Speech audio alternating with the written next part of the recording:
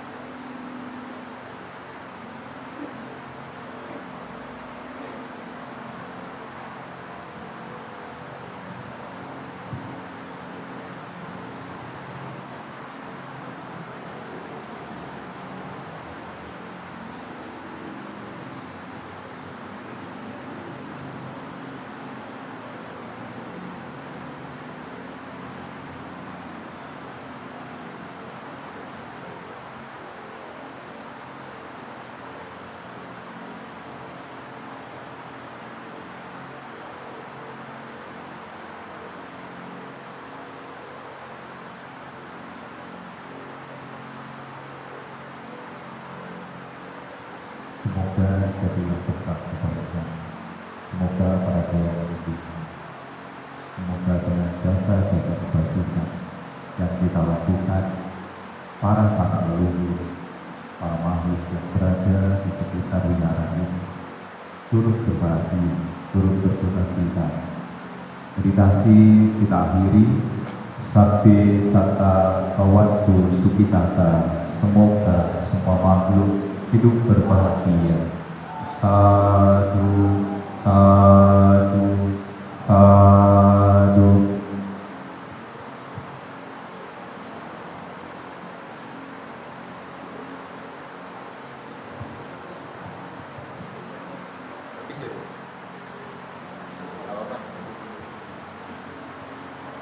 Oke, baik. Terima kasih. Hari ini kita telah bersama-sama mengulang sutta parita-parita suci, tentu ditambah dengan meditasi sebagai kewajiban kita sebagai umat Buddha.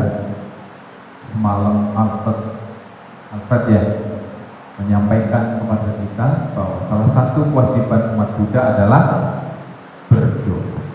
Berarti kita sudah melakukan satu kewajiban kita, berdoa. Hanya konsep berdoanya umat Buddha ini yang agak berbeda sedikit. Kalau pada umumnya berdoa itu adalah tangannya di bawah, meminta kepada yang di atas. Tapi ini bukan menyindir. Ini adalah pemaknaan, pengertian yang berbeda. Pada umumnya doa itu gimana? Meminta sesuatu kepada yang di atas. Nah kita kan tangannya di atas, telapak tangannya juga enggak. Iya kan? Nah, mohon maaf kalau Anda tersinggung, saya bukan bermaksud menyinggung. Karena ini sebagai pengetahuan, pemahaman kita bersama, Sang Buddha dulu waktu semasa hidupnya juga tidak pernah berdoa. Siapa yang pernah baca di kitab suci, dalam riwayat hidupnya Buddha berdoa kepada Yang Maha Esa misalnya. Buddha berdoa kepada Yang Maha Esa gimana coba? Ada enggak satu syair Dhammapada? Pada suatu ketika Buddha berdoa kepada siapa? Lah guru kita juga pernah berdoa. Gimana berdoa? Nah, ini yang harus kalian ketahui. Doa itu identik dengan permohonan, permintaan. Iya kan? Hanya doanya umat Buddha itu simple, sesimpel-simpelnya. Semoga semua makhluk hidup berbahagia kecuali Alfred. Misalnya begitu, contoh misalnya kan. Enggak. Jadi kalau doanya umat Buddha ya simpel itu, semoga semua makhluk hidup berbahagia kecuali Elis. Enggak ada. Tapi sesimpel itu doa kita. Hanya tidak ada permohonan yang spesifik. Misalnya, semoga saya jadi kaya, semoga saya sukses, semoga nanti Delvin jadi dokter, semoga Juandra jadi atlet, semoga Jason juga jadi atlet, semoga semuanya jadi pembisnis yang hebat. Itu nggak ada. Ada nggak di Parita tadi? Tidak ada. Hanya di sana yang sering kita dengar pengharapan-pengharapan yang baik kepada semua makhluk. Bahkan pengharapan yang baik kepada leluhur-leluhur kita yang sudah meninggal. Maka perlu diselaraskan, perlu dimengerti. Doa dalam agama Buddha bukan sebuah permohonan. Permohonan kepada, kalau saya mohon kepada Jason misalnya, Jason besok bawa tempe, Jason pasti bawa tempe. Tapi kalau kita mohon kepada yang di atas, misalnya yang di atas adalah pesawat, yang di atas misalnya awan, ya, tapi kita bukan bermaksud begitu. Ya di atas ada dewa langit barangkali kan, ada dewa dan sebagainya. Tapi kalau memohon kepada dewa langit semua ya biasanya kelentengnya rame. Kongkongnya yang di Kuankong juga rame, karena di situ banyak dewa-dewa. Tapi perlu dipahami bahwa doa yang tadi kita baca, parita-parita yang kita baca itu adalah untuk mendatangkan berkah. Untuk mendatangkan berkah. Ada yang tahu nggak berkah dalam agama Buddha dibabarkan dalam sutta apa? Manggala Sutta. Ada berapa berkah? 38 berkah. 38 berkah itu tidak ada yang diminta-minta, harus dibuat. Salah satunya adalah misalnya ya David, 38 berkah salah satunya apa? Salah satu sebutkan. Keberkahan. Pujaca pujaniana eta manggala utama apa? Menghormat kepada yang patut dihormat adalah berkah utama. Contoh, menghormati orang tua, menghormati guru, menghormati pertapa. Tadi kita juga sudah menghormat Buddha, Buddhanya menghormat kepada Buddha, Dhamma dan Sangha. Bahkan itu salah satu. Yang kedua, contoh lain apa?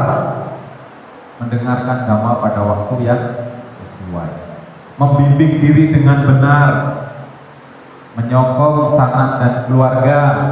Ada nggak yang hafal salah satunya selain itu? 38 berkah loh kan? Ada yang tahu? Sutta itu adalah perdebatan antara para dewa. Mereka bertanya-tanya apa sih berkah itu? Lalu mereka mengunjungi Sang Buddha. Apa berkah Belis? Gak tahu, 38 berkah gak tahu. Manggala Sutta membimbing dia bergaul dengan orang bijaksana. Orang bijaksana itu ya kalyanamita. Kalyanamita itu juga bisa menjadi orang bijaksana karena kalyanamita itu akan mencegah temannya untuk melakukan perbuatan yang buruk atau jahat. Sehingga memiliki kalyanamita itu juga berkah utama. Jadi berkah dalam agama Buddha harus diciptakan, dikondisikan. Kalau hari ini kamu lapar, kira-kira kamu berdoa, tiba-tiba jadi kenyang? Tidak. Seperti itulah berkah. Kalau kita ingin suatu saat makan durian, mungkin kita bisa menanam, mungkin kita bisa membeli, kita bisa order dan sebagainya. Tapi kalau hanya berdoa, mengharap, sampai harapan itu pupus juga bakalan menjadi kenyataan. Jadi berkat, doa dan sebagainya harus kita perbuat sebab-sebabnya. Karena kita dalam agama Buddha diajarkan tentang hukum sebab akibat. Kalau kalian hari ini tidak bahagia, sebabnya apa? Kalau hari ini kamu bahagia, sebabnya apa? Kalau besok kamu itu tidak bahagia, pasti ada sebabnya. Sesuatu yang ada di dunia ini pasti memiliki sebab. Sebab kamu dilahirkan menjadi manusia yang cantik, sebab dilahirkan kamu menjadi manusia yang tampan, itu juga punya sebab. Bahkan kalau Anda sering mendengar ceramah-ceramah dari Bante, ada beberapa sebab kalau kita ingin terlahir menjadi orang yang cantik, menjadi pemuda yang tampan. Salah satunya harus penyabar. Oh iya, orang yang sabar. Coba kalian marah, masih dibilang cantik nggak? Kalau Felis marah-marah, kira-kira mukanya jadi cantik? Kayaknya enggak deh. Tiba-tiba masuk ruang kelas, ketemu si Joy, Joy, marah-marah begitu tuh, Felis mukamu tuh berantakan, kayak terigu yang diadon menjadi bakwan misalnya kan? Kan jadi jelek. Sama juga, yang cowok juga sama. Bayangkan kalau si Excel yang ganteng kayak gitu tiba-tiba marah tanpa sebab, kira-kira gantengnya bertahan nggak? Enggak mungkin. Tapi juga sama, dan itu semuanya sama. Sesuatu yang diawali dengan kemarahan, kebencian, pasti dampaknya buruk. Maka kita di agama Buddha, kalau ingin cantik, ingin tampan, harus menjadi orang yang sabar. Sabar. Dicaci maki, sabar. Dihina-hina, sabar. Ini bulan puasa, menahan diri. Menahan diri dari amarah, bukan hanya tidak dari makan dan minum, menahan diri dari menggunjing, apa itu? Mulut kita tuh suka bergosip, membicarakan hal-hal buruk orang lain. Keburukan sendiri tidak nampak, tidak pernah nampak. Makanya ada peribahasa tua ya, zaman dahulu. Kuman di seberang lautan, semut itu nampak. Semut ya kecil ya, seberang lautan sana nampak. Gajah yang di depan peluk mata tidak nampak. Jadi kebanyakan orang dia tidak sadar akan perbuatannya sendiri, tapi justru sering melihat perbuatan kesalahan orang lain. Maka di saat momen bulan puasa ini, walaupun kita tidak berpuasa, tapi kita setiap hari juga puasa. Apa puasanya? Untuk selalu mengembangkan cinta kasih, mengurangi kebencian, mengurangi keserahan. Dengan apa? Memberi. Apa yang paling susah dari memberi? Japin, apa yang paling susah dari memberi? Ikhlas. Memberi, dasar yang paling utama harus dengan perasaan ketulusan batin yang ikhlas. Jangan hari ini memberi, Pak Joko kemarin kan aku udah beri. Wah, itu namanya tidak ikhlas. Ya kan? Misalnya ada juga memberi tapi seperti mata air, tahu nggak? Siapa yang nggak pernah lihat orang mancing? Kalau orang mancing di ujung itu pasti ada kailnya. Terus dikasih umpan nggak? Dikasih. Berdana kan? Dikasih umpan kan berdana. Harapannya untuk apa? Untuk dapat ikan. Kadang-kadang kan gitu. Aku berdana kepada Elvina supaya Elvina itu peduli denganku misalnya. Atau kepada Delvin, aku berdana lah Silverfin. Semoga aja Delvin ini senyumnya tambah manis kalau ketemu denganku. Itu seperti mata kail. Berdana tetapi punya motif. Aku mancing barangkali dapat ikan hiu. Ya kan? Jadi berdana itu juga sama. Kalau tidak punya ketulusan, tidak punya keikhlasan, tidak punya pengertian bahwa berdana adalah satu hal latihan untuk mengurangi kemelekatan. Memberi untuk melepas. Melepas itu artinya mengurangi kemelekatan. Bukan memberi untuk mendapatkan. Ada konsep yang berbeda tentang kebahagiaan. Kebahagiaan, kesenangan. Kesenangan nih contoh. Tahu nggak kesenangan? Contoh, kasih contoh. Senang mendapat. Wah, tepuk tangan dong buat Selvi. Semuanya senang kalau dapat uang kan? Kebahagiaan kalau memberi apa? Soalnya kebahagiaan kalau memberi bantuan kepada orang lain. Tepuk tangan dong untuk Johnny. Senang mendapat uang, bahagia karena memberi bantuan kepada orang lain. Kira-kira sama atau tidak? Kalau di sini rugi nggak? Berkurang tidak? Secara materi berkurang? Berkurang. Di sini secara materi bertambah. Senang, bahagia. Temukan jawabannya sekarang. Renungkan dalam hati kalian. Nanti saya tanya. Kenapa ya ini senang, ini bahagia? Kira-kira bertahan lama yang mana? Kalian tentukan sendiri. Bertahan yang mana? Bertahan mana? Mungkin ini bertahan 1 bulan, 2 bulan. Senang, bahagia. Senang itu mendapatkan, bahagia itu memberikan. Tidak terikat, mengikhlaskan.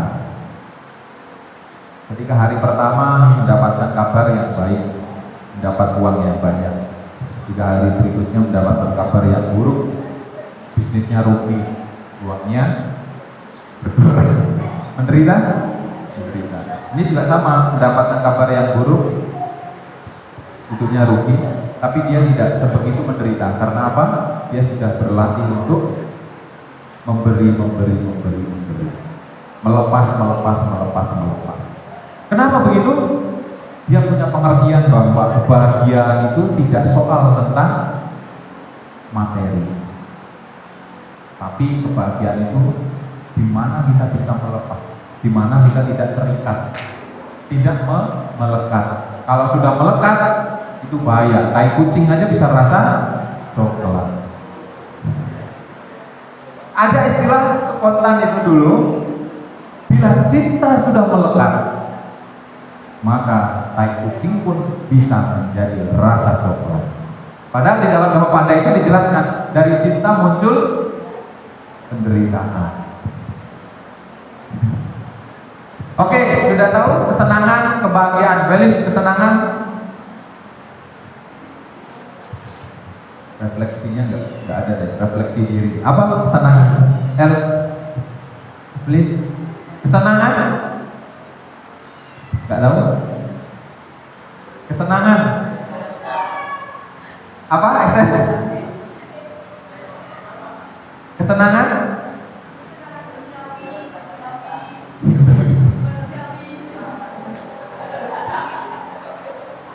Kesenangan.